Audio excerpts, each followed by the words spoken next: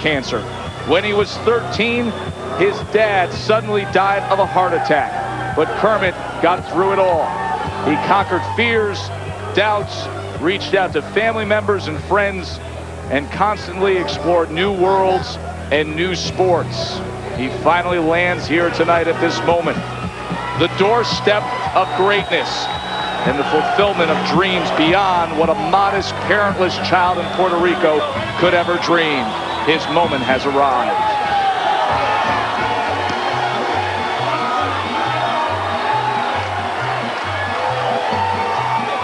And the festive tone has started.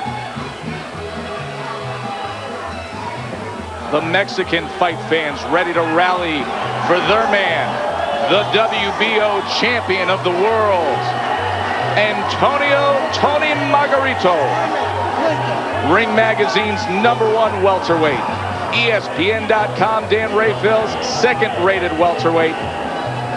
And a man who's 5-1 in world title fights. He also has faced heartbreak in his past. His dear brother was murdered by a Tijuana gang, and it happened the day before one of Tony's fights. He fought on and won.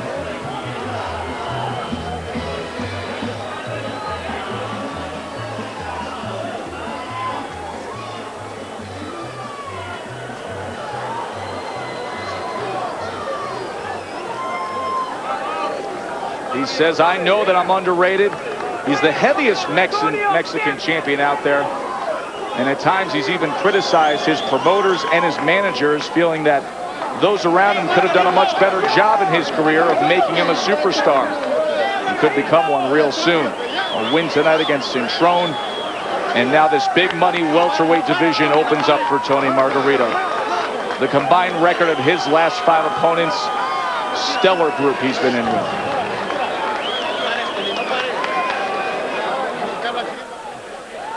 Kermit Cintron's biggest weapon is his right hand, and he's coming off a 9-month layoff because of surgery needed on it. Does that alter the fight plan in any way, or is it still bombs away for Kermit, Teddy? Well, #1 for Cintron, you want to stay undefeated, move a step closer to a title, time the uppercut. Margarito, he drops his hand to throw the uppercut.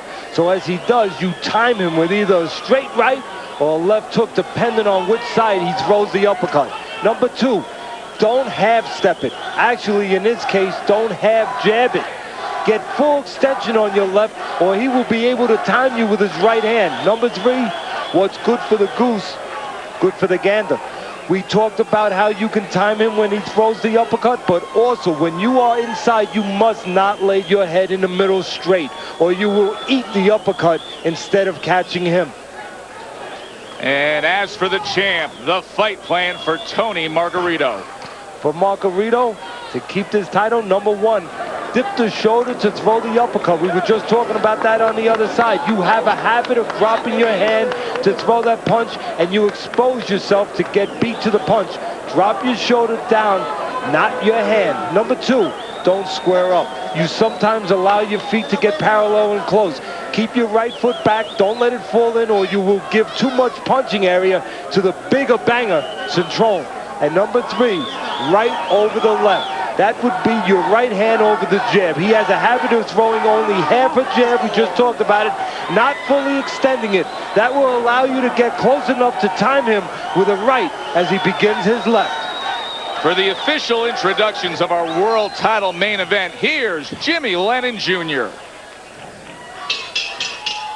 Introducing to you first on my right, fighting out of the red corner, entering the ring wearing red, white, and blue trunks, fighting out of Reading, Pennsylvania, by way of Carolina, Puerto Rico.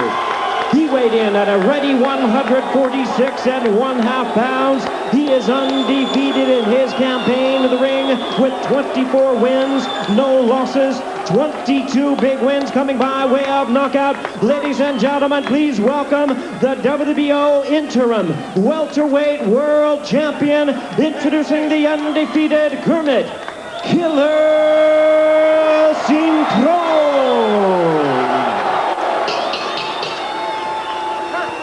And his opponent across the ring, the current defending world champion on my left, fighting out of the blue corner, wearing black trunks with silver trim, hailing from and representing Tijuana, Baja California, Mexico.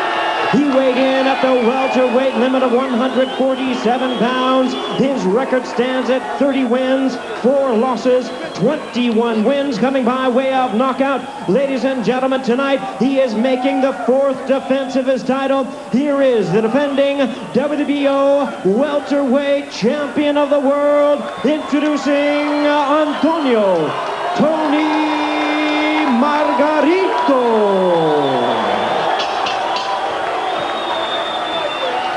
Once again, it's Kenny Bayless, our referee in charge, now to give instructions. 12 rounds of championship boxing scheduled.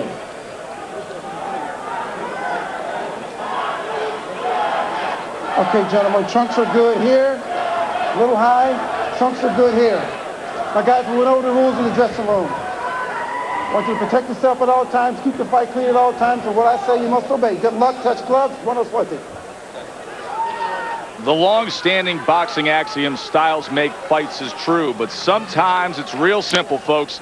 Fighters can make fights too, and in the case of Margarito and Cintron, that's what we have. 2 fighters. Enjoy it while it lasts. The punching machine against the hardest puncher. Ring experience, Margarito has the edge. He's fought for 7 more years, over 100 more total rounds, and Kermit is dealing with the longest layoff of his career, some 279 days, Teddy. Both of these guys similar physique-wise, big welterweights, good size, good wingspan. The difference, and there's a difference, Cintron's stronger, the better puncher. We know it's a big step up in class for Cintron, Margarito having fought the much better opposition. We also know that Margarito has been on the floor early in fights. He's gotten off the floor to win. That's the sign of a champion, but he's been on the floor early in fights. He's got to be alert with Cintron, who's a power puncher, and I wouldn't be surprised if Cintron is aware of that knowledge. I'm sure he is. If he doesn't look to start a little fast, maybe see if he can take advantage of Margarito, where he's been vulnerable early on. That was what everybody talked about. Tried to come with the right hand. Exchange there, wins to the body, traded left. Who will use their size better? That, I think, is a question that will go a long way in determining who wins this fight. Both great sides, we just said it, as well weights. Who's going to use that reach? Who's going to control that range?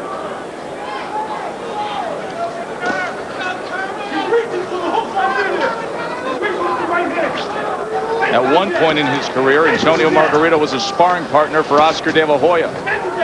Now he would be big trouble for Oscar if they were to ever meet. As you said very well, Joe, one of the big differences in the punch stats, the ratio of punches. Margarito very high in that area. Volume guy. But Cintron makes up for it with quality, but most importantly, with effect. He punches with power. He looks to knock you out. Well, he's done it 22 times in 24 fights. And if you recall what he did last summer against Teddy Reed, then you know what he's capable of. But Margarito returns fire to the body with a right hand. A lot to overcome for Cintron. Stepping up in class. Has not fought the opposition that Margarito has fought, and he's coming off 9 months inactivity and right hand surgery. A heck of a time to choose to step up in class, coming off of inactivity and hand surgery. We'll see if it affects Cintron. If it does, it'll be as the fight goes on and the experience of Margarito and the inexperience of Cintron starts to lay its head, starts to show. Doubles up the jab. Margarito fires off a right. Coming to the end of round 1, scheduled for 12 for the title. In round number 1, Cintron was only 3 of 39 on his jabs. Margarito just 2 of 31. In fact, the percentages, very low for both men. Cintron only landing 14% of his punches. Margarito landing only 13%. 8-6 edge for Cintron. Cintron has the power, but that, as we know, has no value if you don't have a way of getting it to the target. And the opportunities to get it to the target with Margarito is sometimes Margarito will get there into that punching area. He's starting to get there now in what I call that in-between zone, that in-between land, that danger zone, where he's not all the way in, he's not all the way out. But he's able to do his thing. But sometimes he also allows you to do your thing. That's right, because he's in your range at the end of your... And him doing his thing will not hurt Cintron as much as Cintron doing his thing, because Cintron has the power. So Margarito sometimes right there in that no man's land, he'll stand tall every once in a while. And when he stands tall in that punching area, he can be vulnerable. He's got to get all the way in or all the way out. Combination from Margarito moments ago. He finished it with a left hand to the body and got a slight warning from Kenny Bayless to get it up. Tries to come over the top with a right hand. Both guys trying to use their size that we talked about it. And make no doubt about it. They both have great sizes. We've said 2 or 3 times already for welterweights. They could easily be mistaken for middleweights. They're both trying to use their jab, establish range, distance, and keep the other guy at the end of the punches, as Margarito is doing right now to Cintron. Another nice combination from Tony Margarito. Now here comes Kermit on the inside. He put a right hand, short right hand, to the head of Margarito. Now they're swinging away. That's what Cintron wants. He wants a little happy. He's a less experienced guy. He doesn't want things to go stable necessarily. He wants to have a chance to do what he does. Show the power. And just seems a little unsteady, a little choppy. He's got a better shot to show that. Don't forget, the rap on Margarito is that he's a slow starter. Teddy, you were saying we'll see if Cintron can take advantage of that early. Hasn't necessarily happened. In fact, here in this second round, maybe a glimpse that Margarito may start sooner than he typically does. Well, Margarito will give up his height. It doesn't take him long to do that. He's a fighter, and he shows that. He'll come in, even though he can stay outside with that wingspan, he'll come in. When he comes in, that's where he could be vulnerable, especially if he gets too close when he throws that jab. He could be vulnerable with the right hand. Stop! Stop! Step back. Nation on him. Getting full extension on his punches, that's good when you got a long wingspan like Margarito has. You want to keep your man, in this case, Cintron, at the end of your punches. But there, Margarito gets a little too close, allows Cintron to get into that punching range. The good news is that Cintron was able to get that punching range and be able to counter a little bit and land a little bit. Maybe the bad news for Cintron is that Margarito handled the power very well. Cintron in the red, white, and blue. Tony Margarito, the world champ, in the black and silver. Joe Tessitore, Teddy Atlas, and Jeremy Schaap with you from Caesar's Palace, the Roman Plaza. You know, after a lukewarm punch totals in the first round, pace picked up a bit in the second round. Margarito totaled 87 punches thrown, only landed 12. Cintron was 13 of 79. Now measuring with that left, comes with the right, tries to go to the body with the left. Sugar Ray Leonard has been our guest analyst all night long. Ray, your insights early on here with Cintron and Margarito, please. Well, right now I see that Margarito is starting to lay the groundwork. He's really starting to get his jab out there, and he's putting the combinations together quite well. Cintron is still trying to find his way. I think he's trying to land that big punch, a right hand of his, but it has not found his target too many times. Hey, Ray, it's Teddy here. Being that Cintron's the younger guy, the guy without the experience stepping up here, is it good for him that it's been a slow pace so far so he can get his feet under him a little bit? I think it should be faster, Teddy. I think being the younger fighter, the more aggressive fighter with the power, I think he should be a little more aggressive. But is it good in one part that he's maybe able to get over the shakes? You know, that he's just able to get his bearings and settle down and maybe start to pick it up a little bit? But, you know, surprisingly, Teddy, he seems very poised to be, you know, that young and that inexperienced. He's holding his own. Yes, he does. Maybe one of the reasons he's poised is he's been able to get a little bit of a landscape that's been calm, where he's been able to kind of get his legs under him a little bit. Well, he's taking a big step here, and I tell you what, he has to prove himself. Sugar Ray will catch up with you down the road. Round number 3 scheduled for 12. You know, I got to give Margarito, or actually Cintron, a little credit here. Right now, he's not just behaving like a puncher. That's why he's doing well. Oh, Margarito gets him that time, Teddy. Yeah, but Margarito's doing well right now, but he's in that punching area when he's doing it. He cannot get lax or careless, and there's a bad cut over the right eye exchange, Teddy, of Cintron. Are they Kenny Bayless is bringing him right over to Dr. Margaret Goodman. That cut was caused by a punch, and it just started spurting blood. Well, it's difficult enough stepping up in class the way Cintron is in this spot with an experienced guy like Margarito who's been there before. Now add to the equation that he's cut. A lot to ask for the 25-year-old Cintron. But the one good thing in his favor, he's got that eraser. He's got power. So a bad cut over the right eye opened up here in round number 3.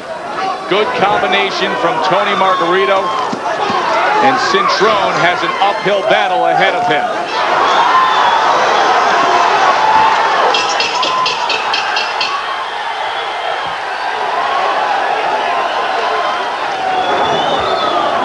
Sid Brumback handling the cuts in the corner. You're leaning over too much inside, you hear me? You gotta step around. Take the mouthpiece, gentlemen. Take the mouthpiece, thank you. It's fine. You gotta step around. You gotta pump the jab, you hear me? Back that jab up. Back him up with the jab. Let's see the cut. And let that right hand. Teddy, the attack that opened up the cut from Antonio Margarito coming in on Kermit Cintron.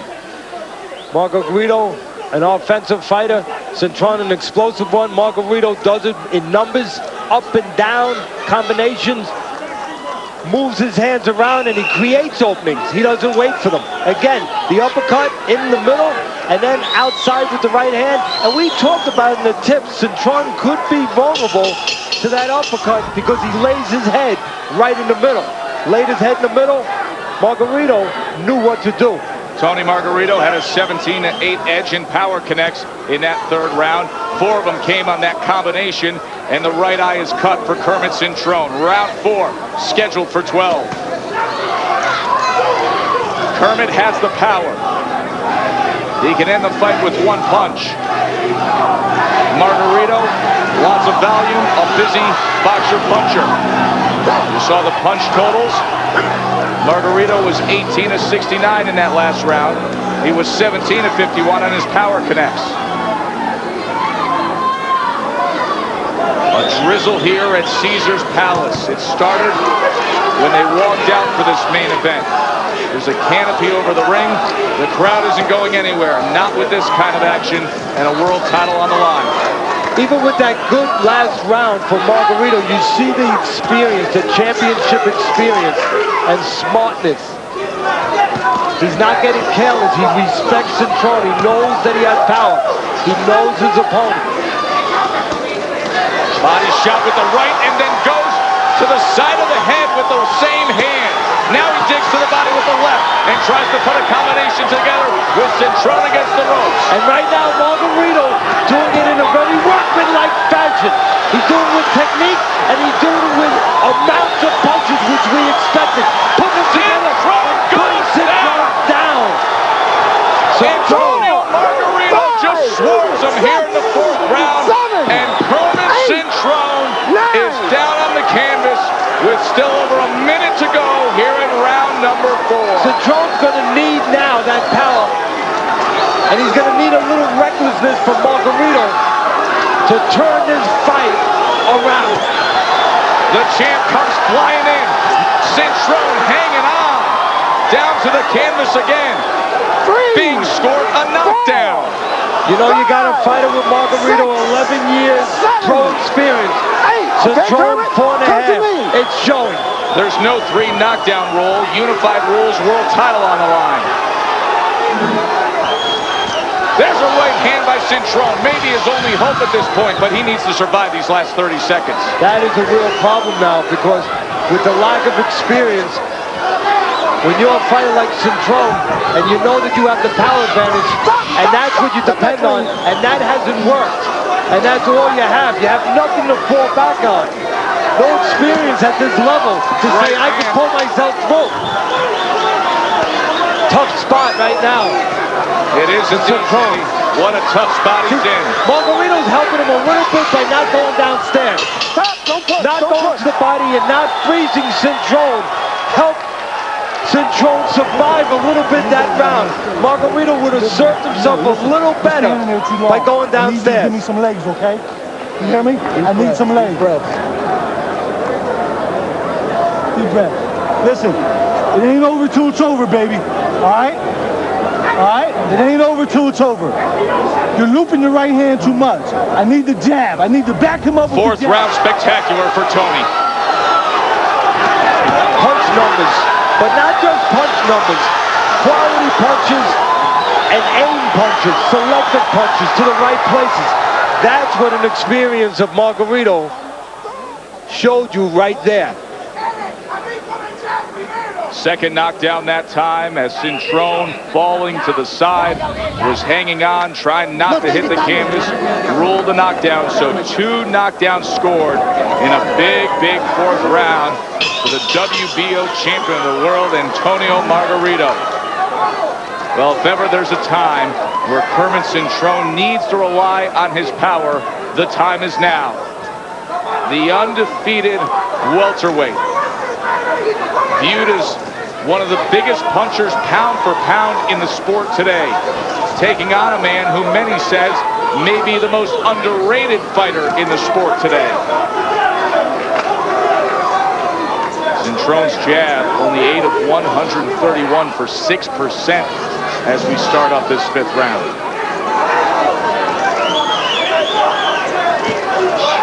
Puts a right hand together with an uppercut, and what that does is it brings on a little something more from Tony Margarito. Come on, Kermit. Again, it's not just the pure amount of punches by Margarito. It's that he's been accurate and that he's placed them well. He's been good with his selection of punches, Joe. He's shown a nice repertoire. What does that tell you with Kermit Cintron hugging around the waist at that moment, Teddy? He's desperate and he's trying to save some time. He's desperate. He's trying. It's one of 2 things. He's trying to buy some time, which he needs to get a chance to recover, to get his bearings, get his head together. Or if it continues, it might be a guy breaking down, a young guy panicking in this kind of fight. He is not steady on his feet, and now he's on a knee. No, he hasn't been steady for a good minute and a half of this 5th round. And you know what, Joe? It's not just the physical damage, it's the body language. Look at it. He's not here. You want to fight? He's been asked the right question by a good referee right there. Because the body language would beg you, not just the physical action, but the body language would beg you to ask that question.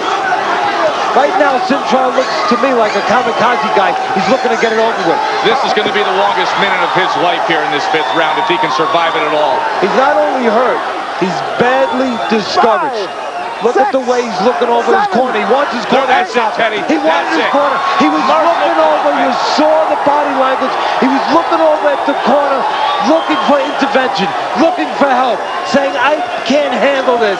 I'm not ready for this tonight. Help me. And his corner, they helped him. He's breaking down in tears. And you saw it happening. Hold of Marshall Kaufman, who's been like a father to him. 24-0 with 22 knockouts as they entered the biggest fight of their lives. But Antonio Margarito was just too much on this very special evening. Well, we talked about these guys being offensive fighters. There was only one who got his offense off, and that was Margarito. These guys were gunslingers coming to a match. You know, you could have said at the top, Cintron had the .357 Magnum, but Margarito had the longer clip.